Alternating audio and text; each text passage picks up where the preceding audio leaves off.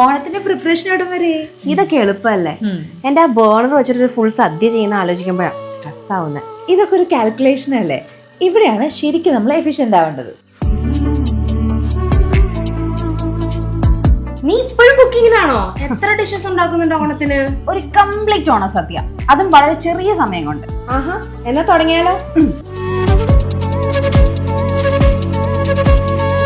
ഇതൊക്കെ കൊണ്ടല്ലേ ഞാൻ Prestige Stelora stainless steel gas stove ഉപയോഗിക്കുന്നത്. 3 ബേണേഴ്സ് ഉള്ളത് കൊണ്ട് ഒരേ സമയം മൾട്ടിപ്പിൾ ഡിഷസ് കുക്ക് ചെയ്യാം. ഇത് ആക്ച്വലി കുറച്ചും കൂടി കുക്കിംഗ് ഫാസ്റ്റ് ആക്കാനും 3 ഡിഷസ് ഒരേ സമയം ചെയ്ത് തീർക്കാനും ഹെൽപ്പ് ചെയ്യല്ലേ? എക്സാക്ട്ലി. അതാകുമ്പോൾ നമുക്ക് ഓണം കുറച്ച് കൂടുതൽ സമയം എൻജോയ് ചെയ്യാലോ. കൂടുതൽ ഡിഷസ്, കുറച്ച് വെയിറ്റിംഗ്, പിന്നെ ഓണം എൻജോയ് ചെയ്യാൻ കൂടുതൽ സമയവും.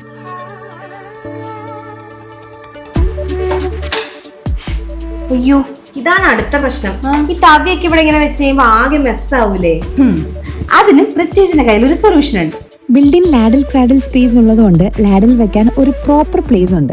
കുക്കിംഗ് സമയത്ത് മെസ് ആവുന്നത് കുറഞ്ഞാലേ നമ്മുടെ സ്ട്രെസ്സും കുറയും, കുക്കിംഗ് നമുക്ക് എൻജോയ് ചെയ്യാം.